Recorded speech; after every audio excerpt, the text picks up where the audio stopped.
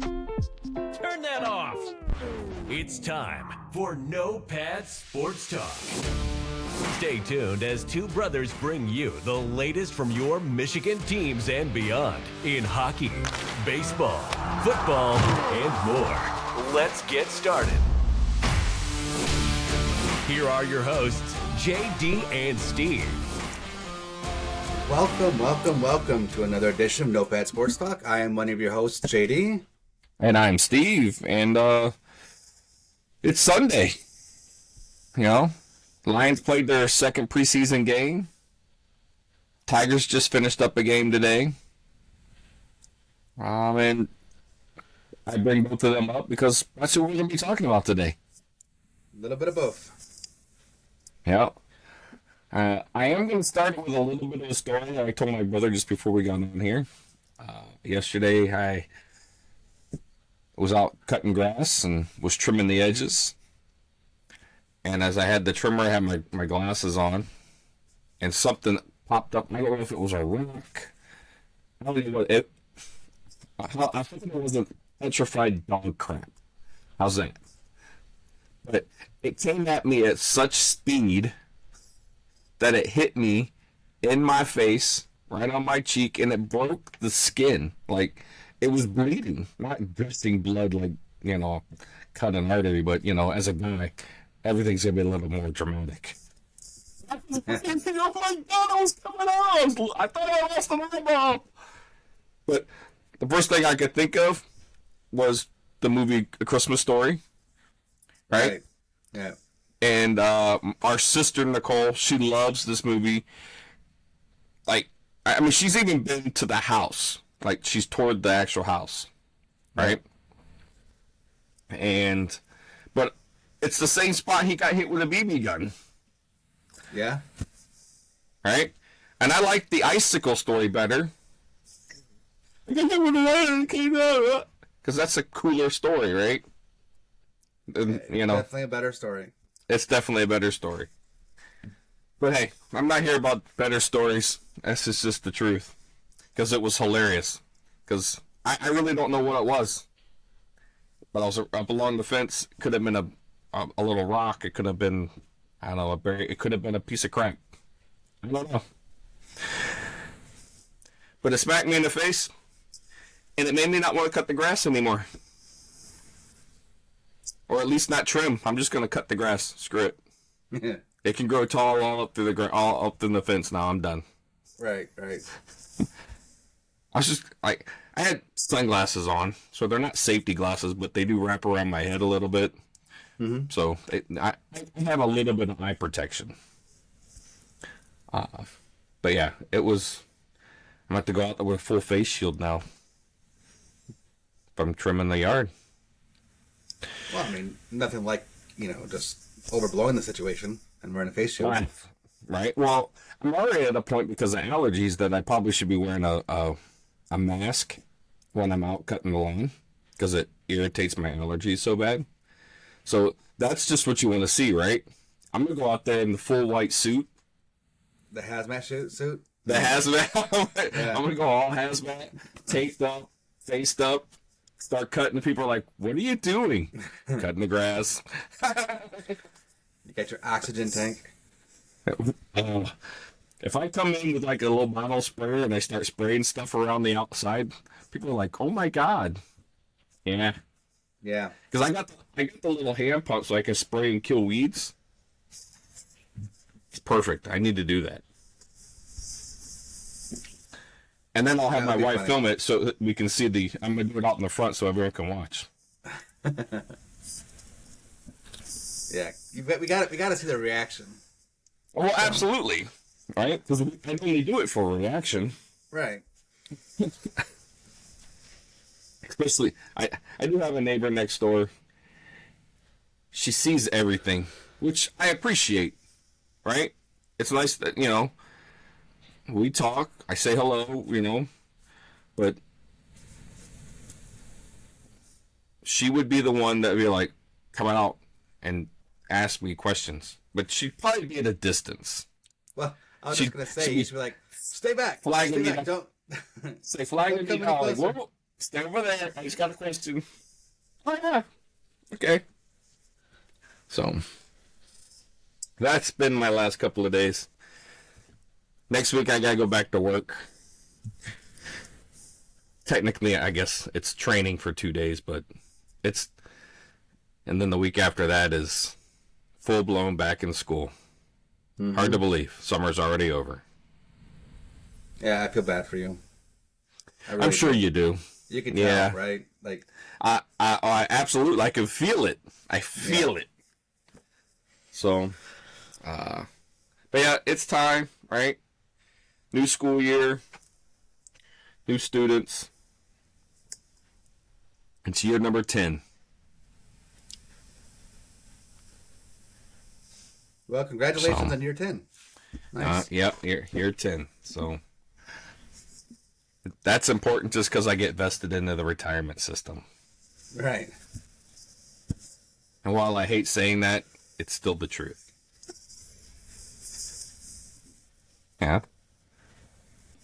Well, as you mentioned earlier, we're going to talk both about the Tigers and the Lions. I think there's...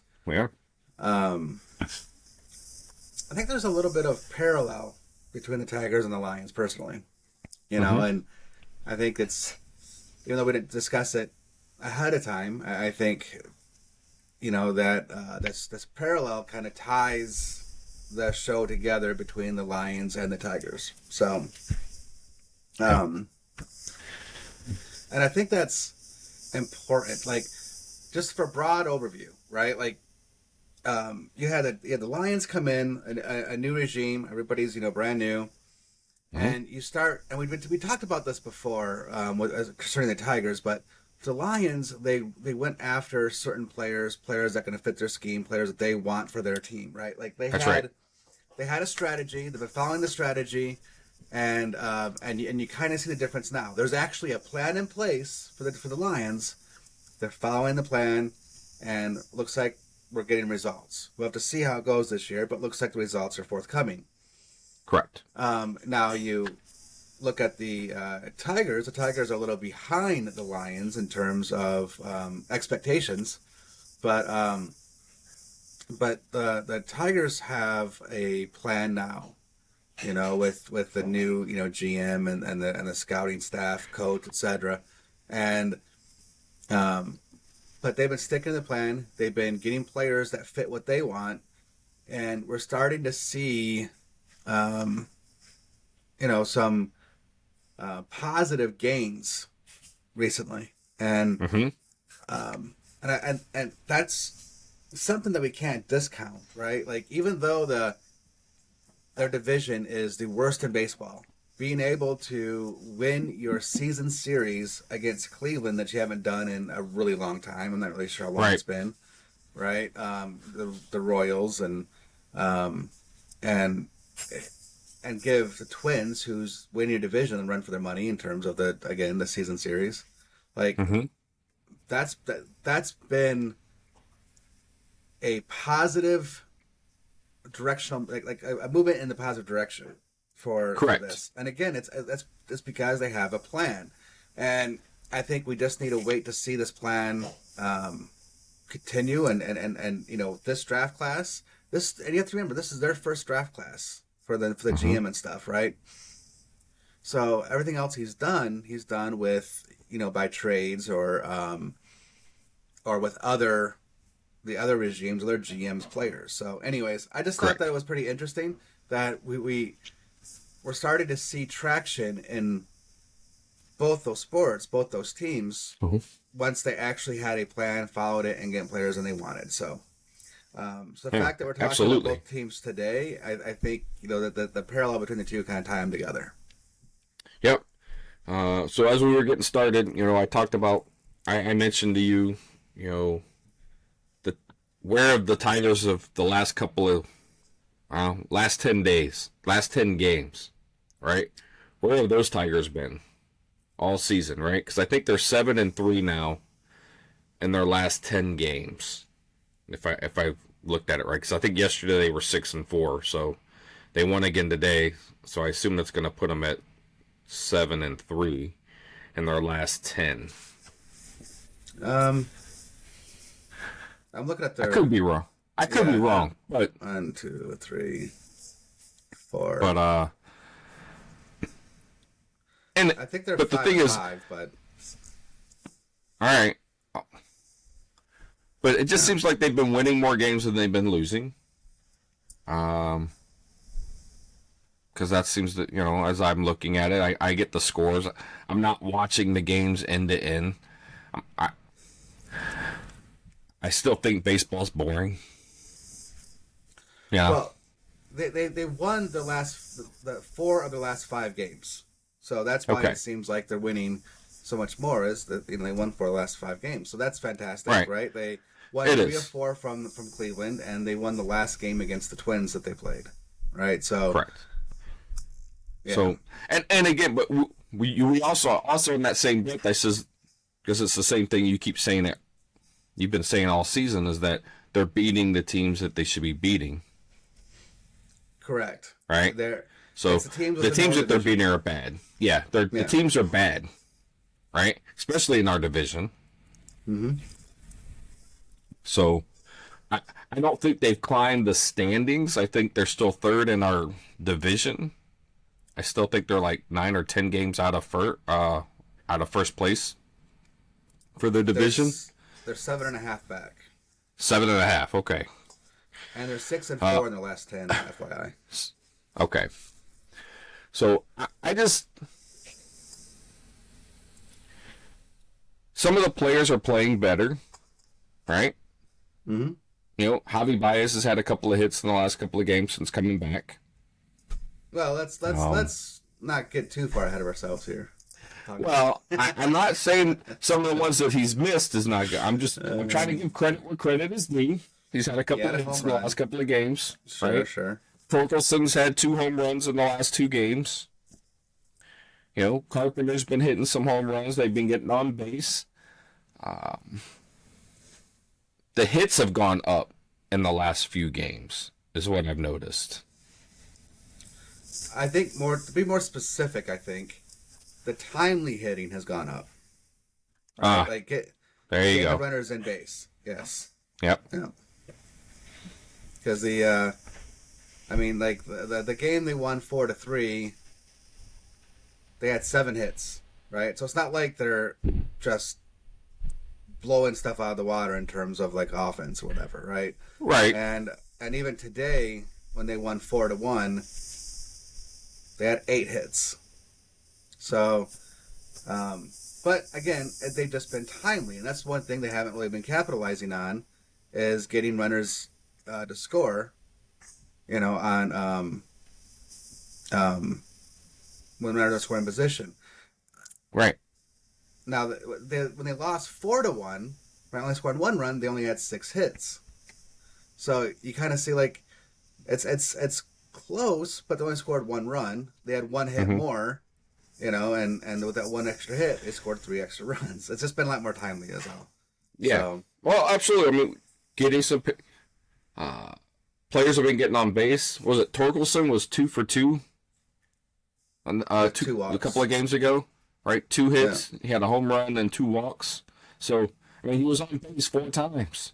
That's the stuff that we need. We need a lot more of that. Well, speaking of Torkelson, in the last 13 games, all right, he's had 14 hits in the last 13 games. So, of course, more than 1 per game. But 4 of those were doubles, and 6 of those were home runs. So 10 of his 14 hits have been for extra bases. And on top of that, he's walked 7 times, which is pretty incredible, right? So, absolutely. So that equals a 311 batting average, a 426 OBP, and 800 slugging with a 1222 ops. Like, that is pretty insane. Now, obviously, this is a very, very, very small snippet in time. But just to let you know, for those listening, like what that would equate to in a full 162-game season, if for some reason is able to keep it up, which I know there's no way it's possible, but that's on pace for 50 doubles and 75 home runs, right? Just to put in perspective of how good he's doing over the last 13 games, that's what it would equate to. It's pretty amazing. Oh, yeah. 75 home runs? That. Okay. which would be awesome to see, right? Well, that doesn't even count today's game, by the way, either. When he had another home run today, There you go. That doesn't include that one. So just that's just all the way through yesterday's game when they won 4-3. So Yeah. Well, so like I said, it's nice to see wins. Just from a fan's perspective, even if it is against the teams they should beat, right? of course, yeah. So those are the ones, because those, I think, as losses, those hurt even more, right?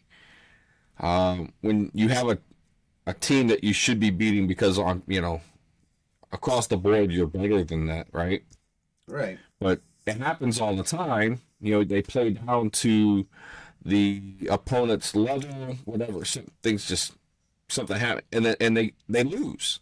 And I think those losses as a fan hurt more than just like as a win. Well, and I think if you're a player as well, like it's just it's much harder to recover from a loss like that. So, but it looks like they're gonna break the my prediction as far as wins go, and I'm not mad about it. I'm glad because I think you said 60, right? And this is at this point. I mean, they're at least 65. They could hit 70. Well, I was in the 60. I think I have to look, but I think I actually said 65. I think I put it right in the middle between 60 and 70. But yeah, they're at 57 right now. So, with the way they're playing, they'll definitely beat my prediction. And they've got games all the way at least through September, right? October 1st is their last game, and they're playing against October Cleveland 1st. again. Yeah. Okay. So, what's the rest of their schedule look like? Obviously, they got Cleveland. You said Cleveland's their last game, but yeah. So they got what are their obstacles. So the Cubs, they're currently in the middle of they're trying to fight for a playoff spot. So they got a 3-game series against the Cubs starting tomorrow, and they're playing at home. But the Cubs will be tough because, like I said, they're fighting for a wild card spot. Then they got 3 against the Astros at home, and Astros are one of the best teams in baseball, so that's going to be tough for them. They got 4 games against the Yankees at home, so these next few games are all at home, right? Like the next 12 or so games are all at home. But the Yankees have been really, really bad recently, so. That can go either way. The Yankees are about done. There's not much life left in them. So, but let's see what happens there. Then they got playing in Chicago. They got the White Sox for 3, Yankees for 3, White Sox again. Then they got the Reds at home, and Reds are fighting for playoff. Then they got the Angels for 3, and they're done. Dodgers for 3. That of course that's tough. Athletics for 4. And they better beat the Athletics. I don't care if they are playing in California. They got the Royals for 3. They've got to beat the Royals, and then the Guardians for 3. And that's it, right? So only a few series left. And it's going to be the pretty much the toughest games are coming right up. The 6 games, 3 versus the Cubs, 3 versus the Astros will be the toughest ones. Okay. Oh, and then the Dodgers, of course, in September. I can't forget about them.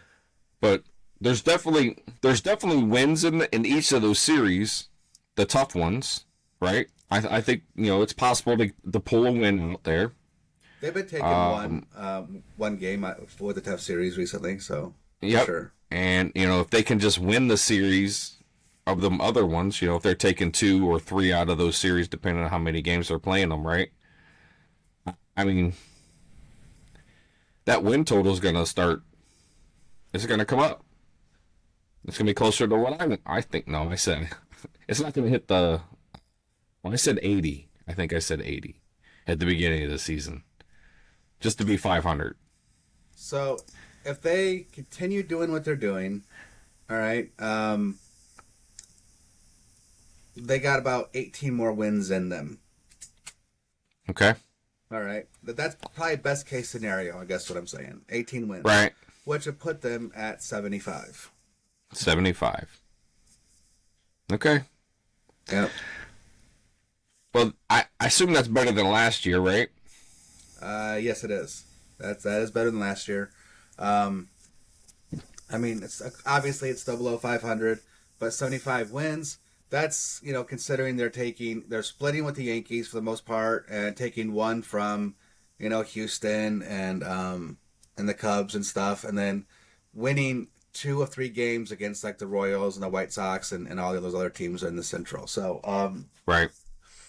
that's why I'm saying that's probably best case scenario is 18 more wins for 75 total on the year, and I'd be 10 off, which is quite a bit in my prediction. Yep.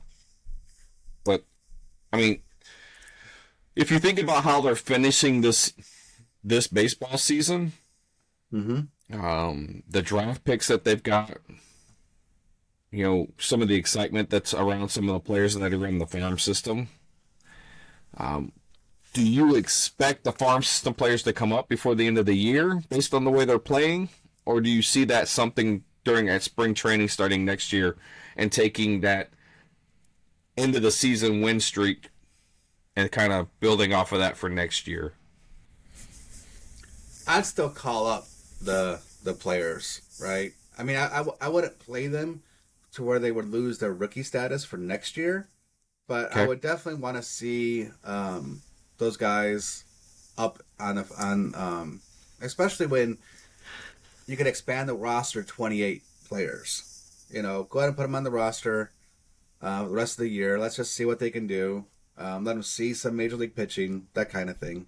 Okay. I'm not gonna get too excited. And here's why. And last year, the Tigers ended up going on a run last year at the end of the season. So at the end of the season, there was, speculation that, hey, guess what? You got Spencer Torkelson now. He's going to be, in his second year. You got Riley Green going to be in his rookie year now after he got some playing time. And then you got, Matt Manning and Tarek Skubal. And, so there's a lot of this, the same talk we're talking that we're doing right now. Like, hey, we got these prospects that are going to be infused with talent. We're actually winning. Yeah, like that was the same conversation that we had last year. So I don't want to. I can't get excited again about it. But I mean, last year they finished with 66 wins. So if they finish with more than that, it's definitely going to be an improvement, and I think that's where they're going. Yeah. But again, like the way I am and the way I'll always be is I just want to see wins against a lot better teams. Show me, or at least show me you're competitive, right, against these better teams. Because so far, against like the better teams, the Rays, even though they've been hurting with all their pitching and stuff like that, right? Like they lost 8-0 and 10-6. Right, they lost against the Pirates. They lost Marlins, and the Marlins scored 8 runs one game, 6 runs the next. Angels, they lost 11-4 and 6-0 and 7-6. You know what I mean? Like Padres, they lost 14-3. Mariners, I actually played them pretty tough, but Blue Jays lost 12-2. Even the Athletics beat them 12-3. You know what I mean? Like. So I guess that's what I'm saying. Like against his better teams, Rangers beat them 10-2, and 8-3. Like like we've been beat. Show me. Yeah, we've been beat. We've had some teams put some runs up on us. Like, and some of them were, it was just bad. So, I sent you an article. About the Tigers catch. It was Eric Haase. How do you pronounce it? Haas. And they brought up Carson Kelly. Mm-hmm. So how do you feel about that? Because I assume Carson Kelly's coming up from AAA, the Mud Hens. No? Carson Kelly was DFA'd from Arizona. Okay. Arizona, they have a rookie catcher there, and he's been doing fantastic. So they had no use for him no more, so they basically just let him go. And Tigers picked him up on waivers. Okay. And put him immediately on the major league roster. Which to do that, they had to make room, and that was Haas. Okay.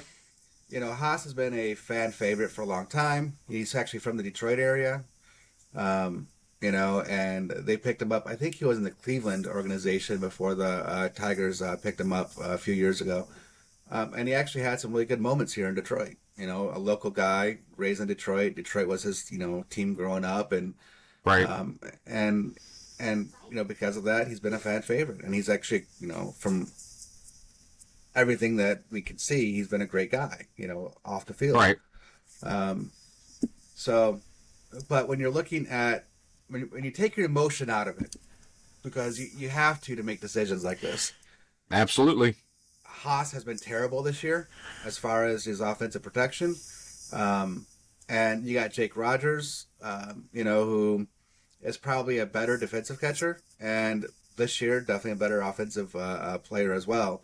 So there was no reason to keep Haas around. He's been a detriment to the team. And it's unfortunate. I don't think nobody wanted to see him go because he is a fan favorite. But again, emotion out of it, it was the right move. Okay.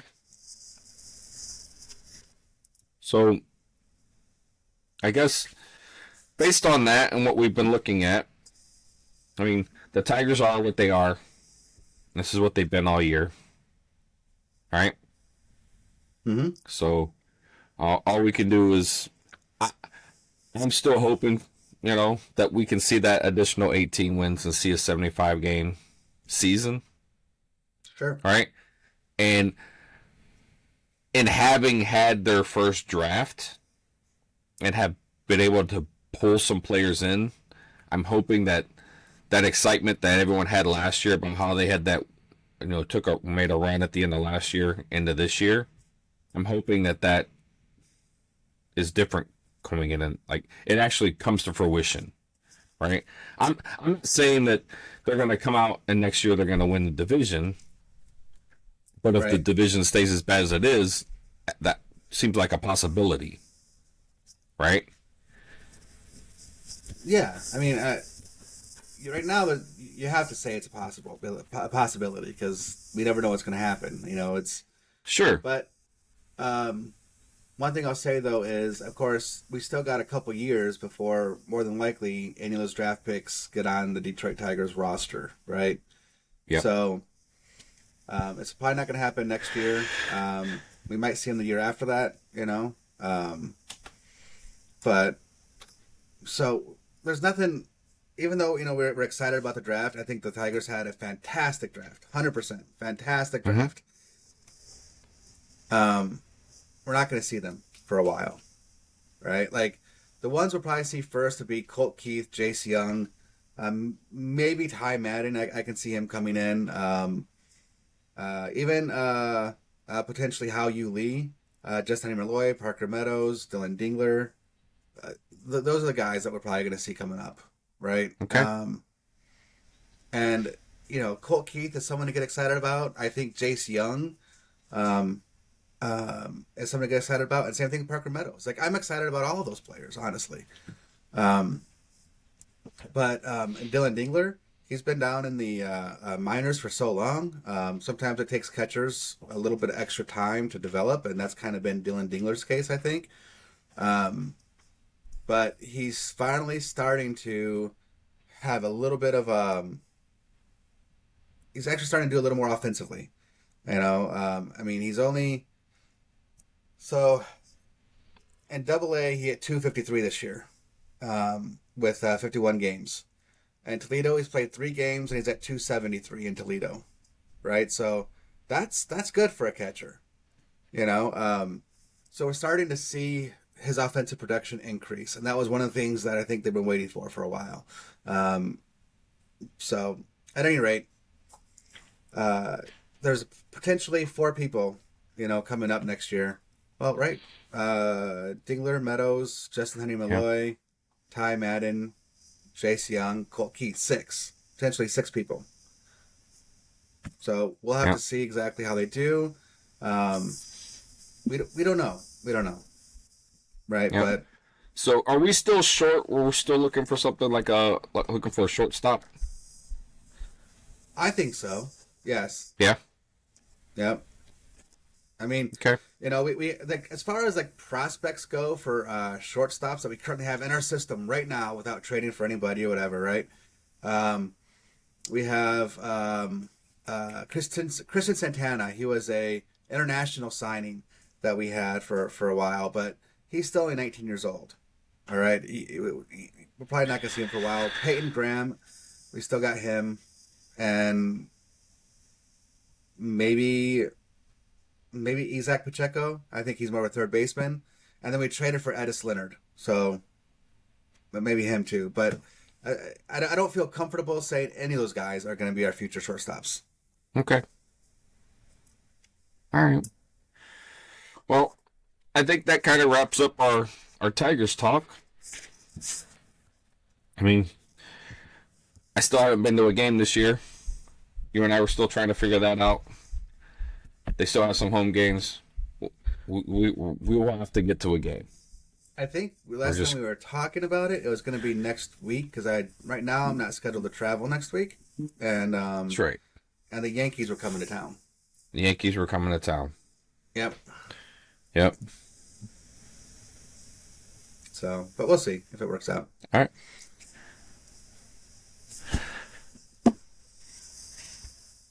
So, okay. Sorry, I got a text message from my daughter. She just made it back to her dorm room. She was at a wedding. She was in the wedding. But she's telling me that her AC's not working. It's a brand new building, and the AC's not working in her room. So, and she's the resident advisor. So, you think her room would work. Anyway. Yeah. So now, let's transition over to the Lions game. All right? Yay. The Lions played the Jaguars yesterday. And our guy, Teddy Bridgewater, came out and played in the game. Wearing a very unusual jersey number for a quarterback. Yes, it definitely was unusual, yes. Yeah, so he came out wearing number 50. And I know it's a whole new world. They've, and one, it's his preseason too, right? So it's a little different because you're going to have more players on there, so you're going to have to double up on some numbers because that doesn't happen in the NFL like it does on the college side. Mm-hmm.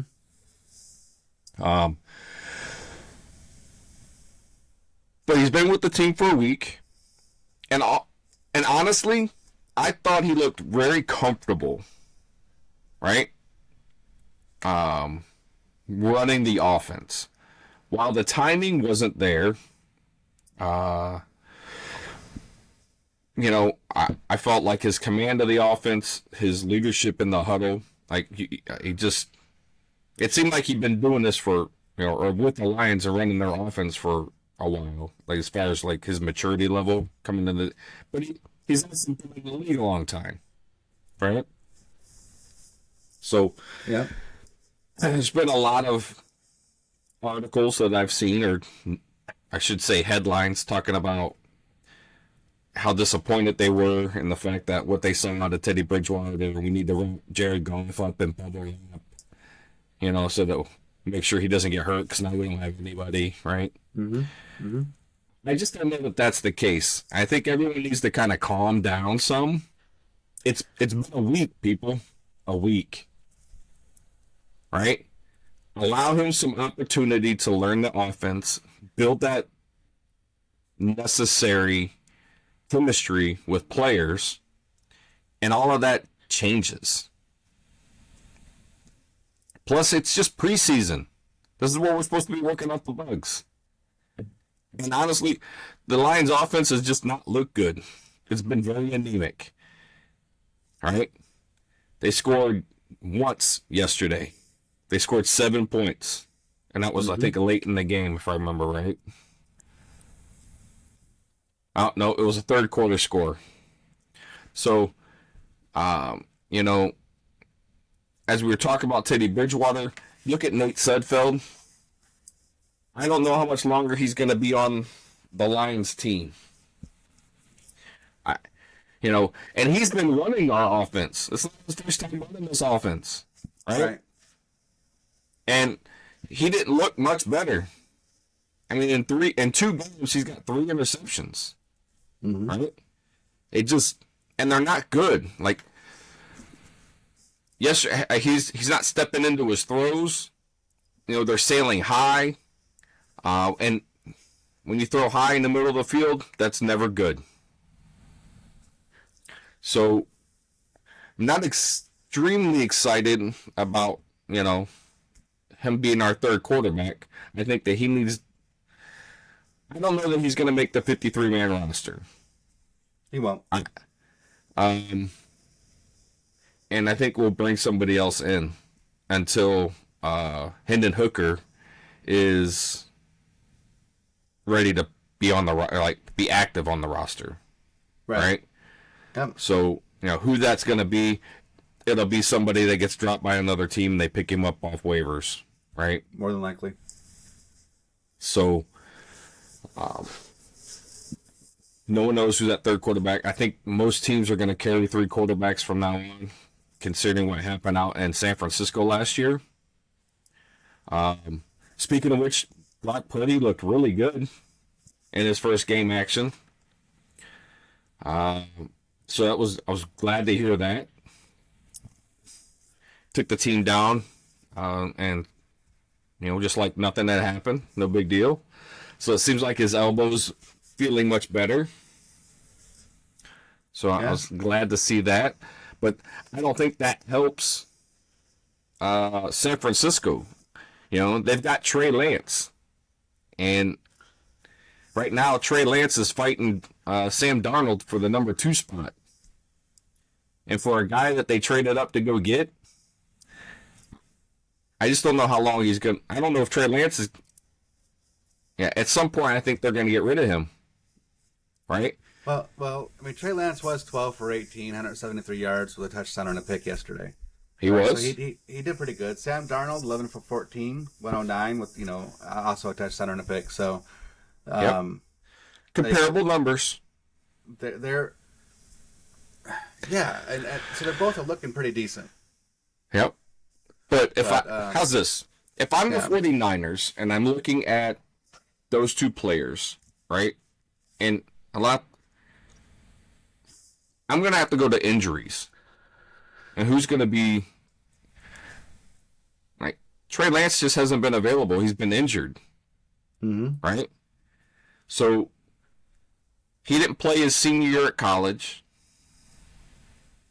Right? Got drafted. Didn't play much his first season. Got hurt.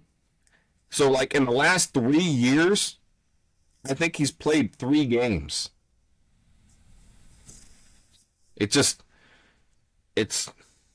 Or he started 3 games.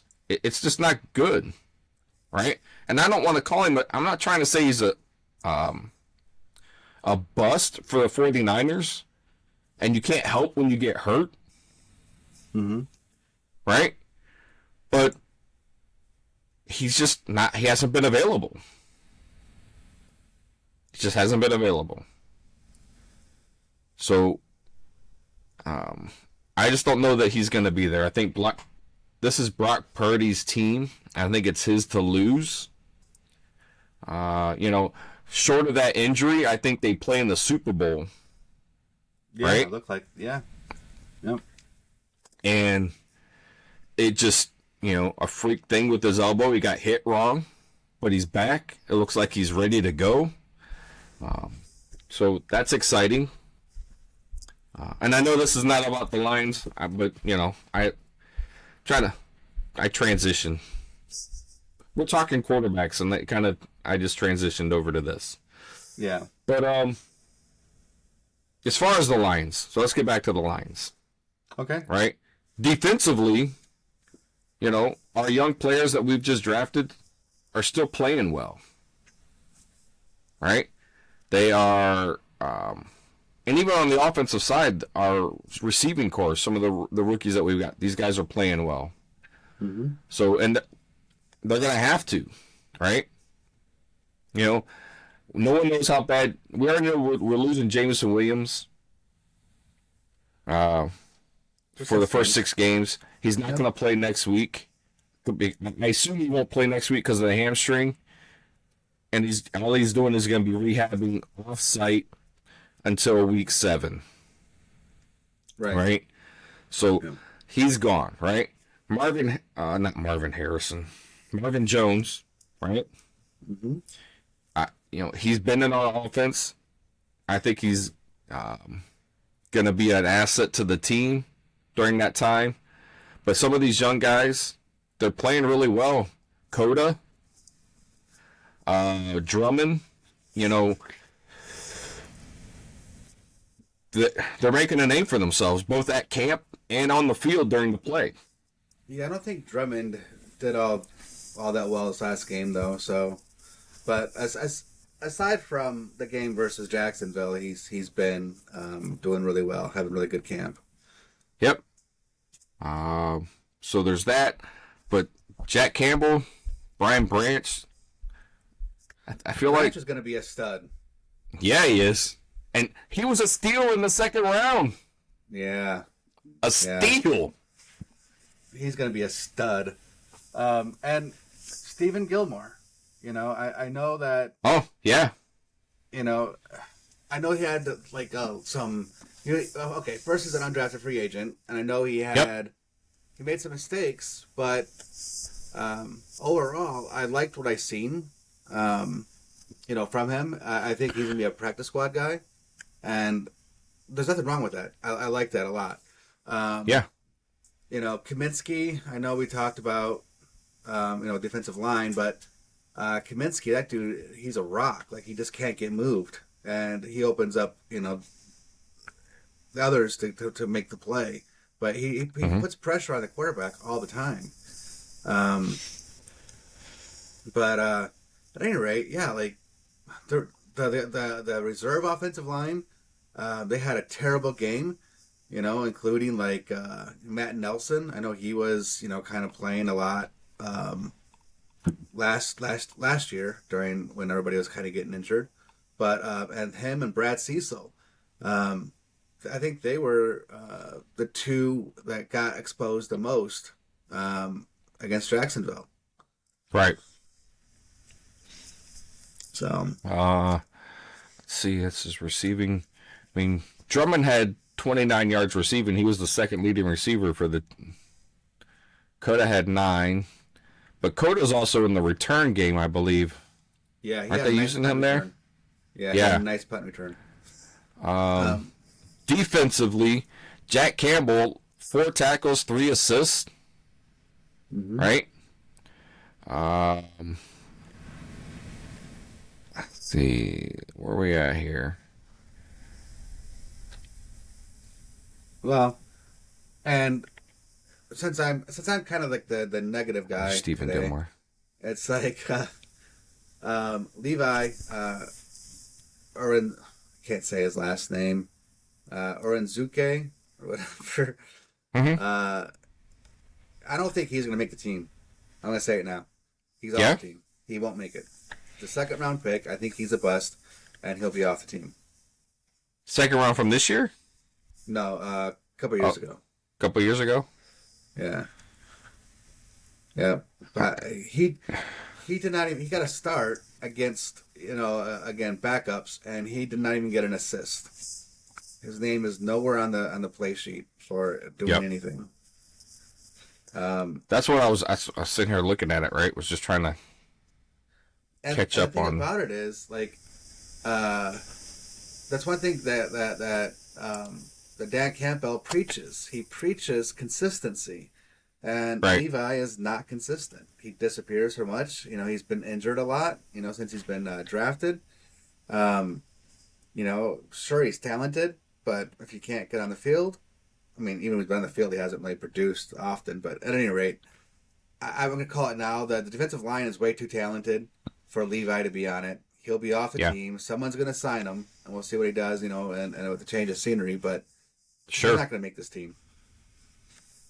Okay. Yeah, no, he's not anywhere. You said Stephen Gilmore. He's the guy, I believe he was the one that kind of blew a coverage, came back, kind of pass defended, and then turned around and got the interception, right after that. Yeah. So, basically, and I think Coach Campbell actually said that during the halftime when he was getting interviewed. He said, that's what we look for, right? How is he going to recover from a bad situation? And obviously he showed up right after that, right? Mm-hmm. So, but, Jack Campbell had 7 total tackles. Brandon Joseph had 6. Reeves Maven had 5. Tracy Walker had 5. Well, Houston had like a sack and like 2 or 3 tackles for a loss. Like Houston was all over, and Houston like last year being his rookie year, he had some good sacks, but he was always kind of a liability against the run, and he actually played pretty good against the run, having a couple tackles for a loss. There's a couple plays he overran the ball carrier, and he kind of lost containment, but he's playing a lot better against the run than what he did last year, and that is all you can really ask for, right? To see those incremental improvements, and he's definitely improving, and he's still got that ability and that speed to get to the quarterback. Yeah, he was the only one that got a sack and still had 6 total tackles. So the offensive line, like you said, the front 7, I get a little worried when I start seeing my my secondary getting a lot of tackles, because that's never a good thing, right? Mm-hmm. But overall, I've been very excited about what I've seen from the defense, right? Last year, that was it was an issue at times, for sure. Specifically in the secondary. I think we've tightened up there.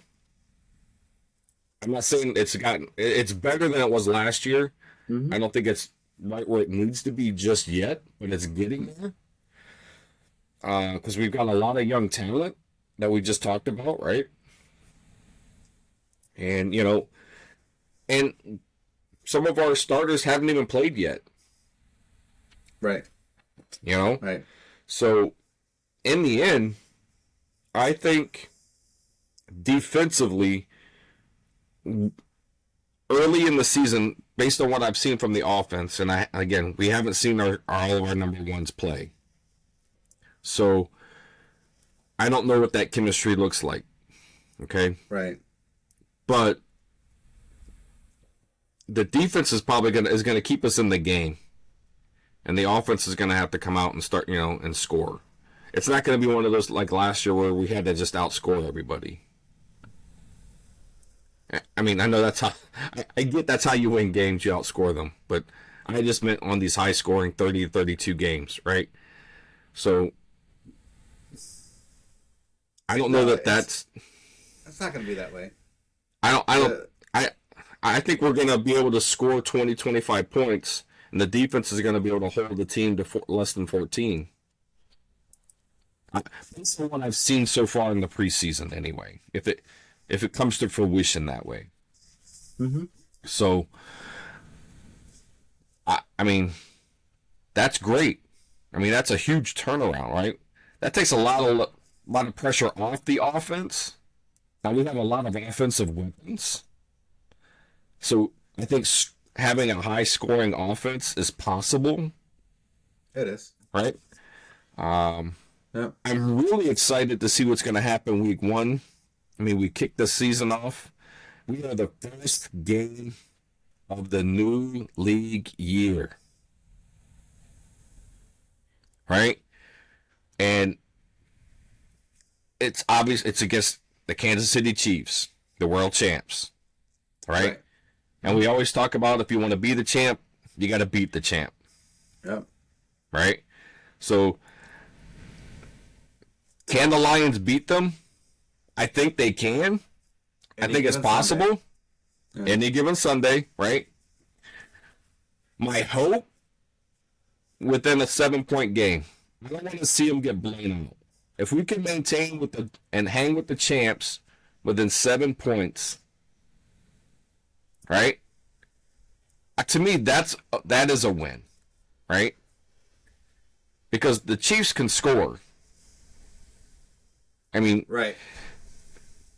They can. When you have Patrick Mahomes, to me, it's like having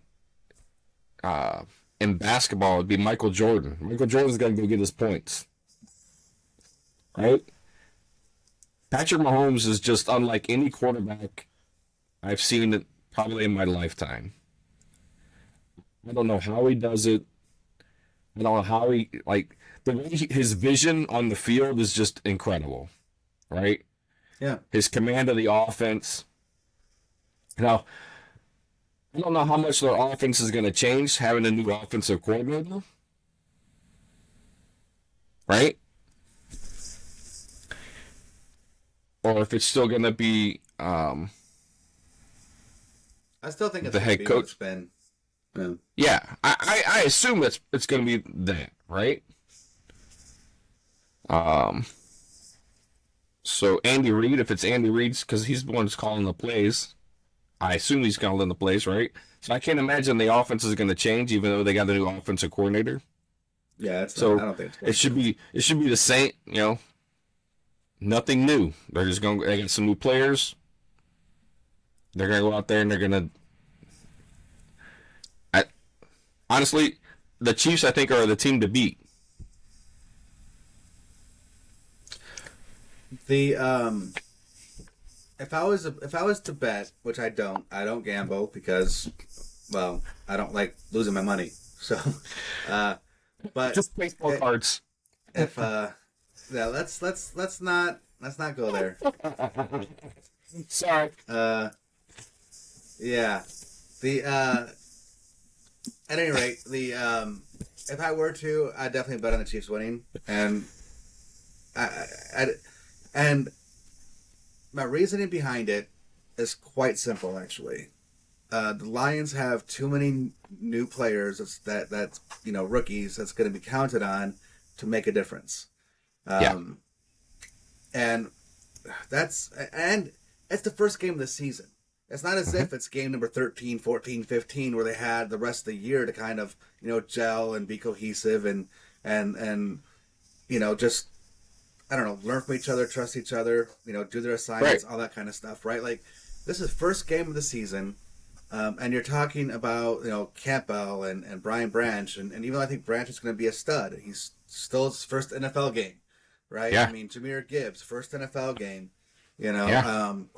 it's going to be very difficult for these rookies, in my opinion, and well, whatever, we'll see. But it's going to be very difficult for these rookies to step in game one against the best team in the league, and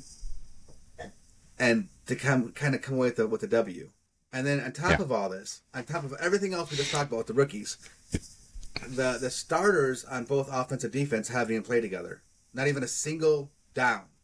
Right? Correct. In game action. So the first game action they're going to see and play together is going to be against the Chiefs, the best team in the league. Like in Kansas City.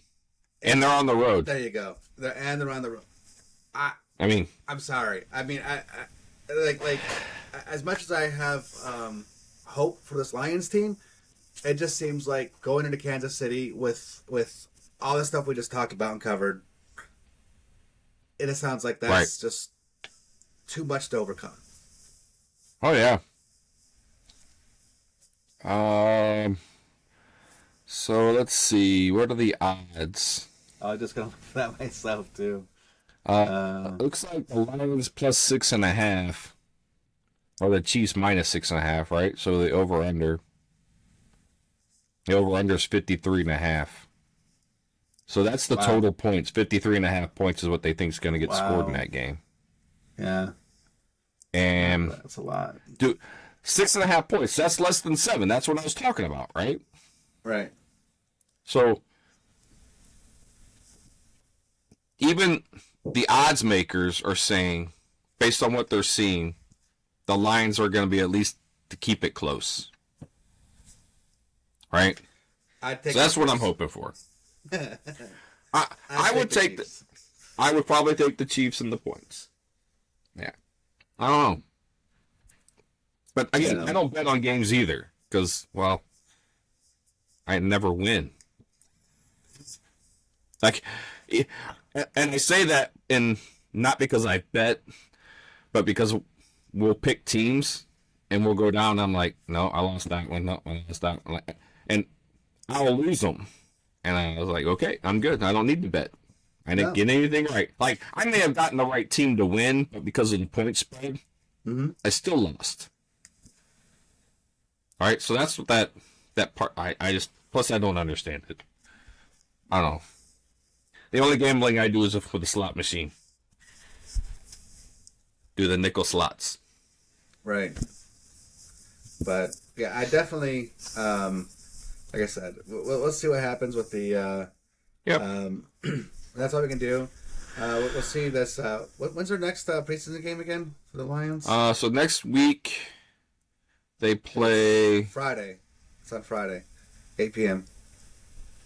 So, and it's against the Panthers. That'll be interesting if the Panthers are going to play their rookie Bryce Young. Yeah, I don't know if he's. I believe he's already been named the starter.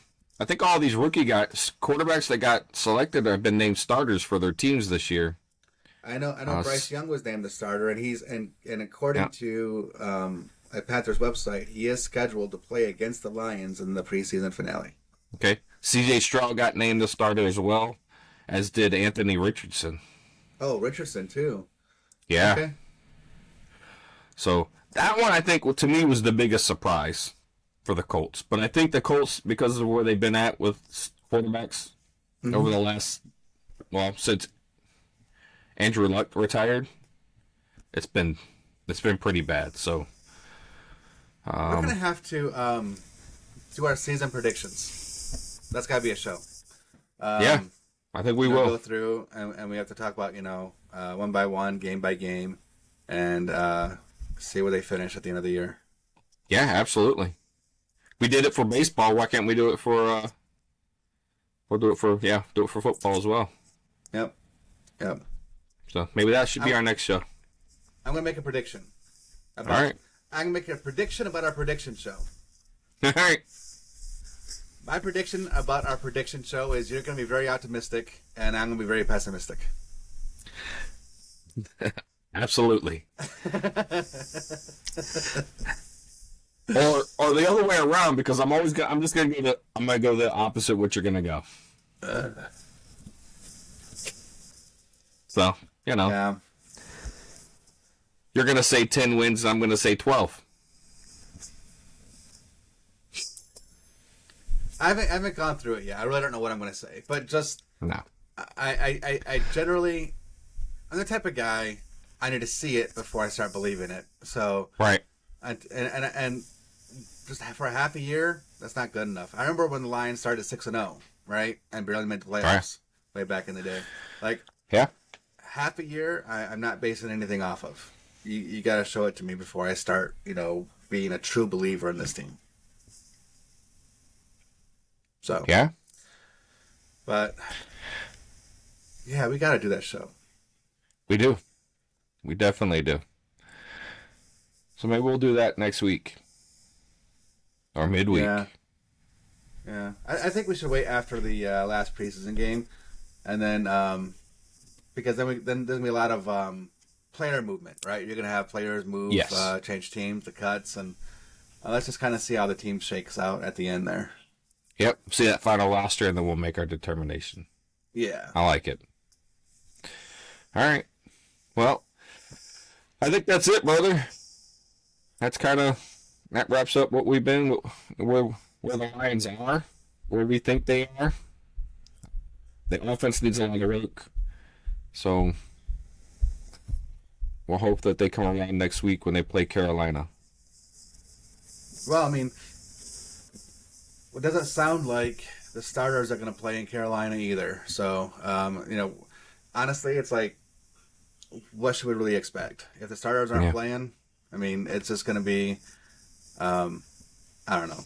It's not going to be it's not going to be a fun game to watch, in my opinion, if the starters aren't playing again. Yeah. And in the past, the last preseason game, it never was about starters. But this is the first time I think I've watched the Lions and I haven't seen any of the starters play. Or the bigger name people, right? Right. They've been doing these joint practices.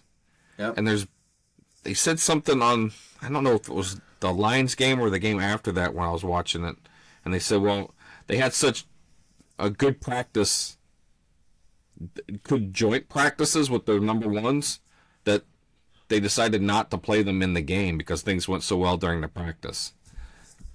I heard that, and also that like Jahmyr Gibbs, they mentioned him specifically, I think, on the broadcast where they said he's not playing because he had so much work during the joint practice. It was almost like a full game for him, anyways. Yeah.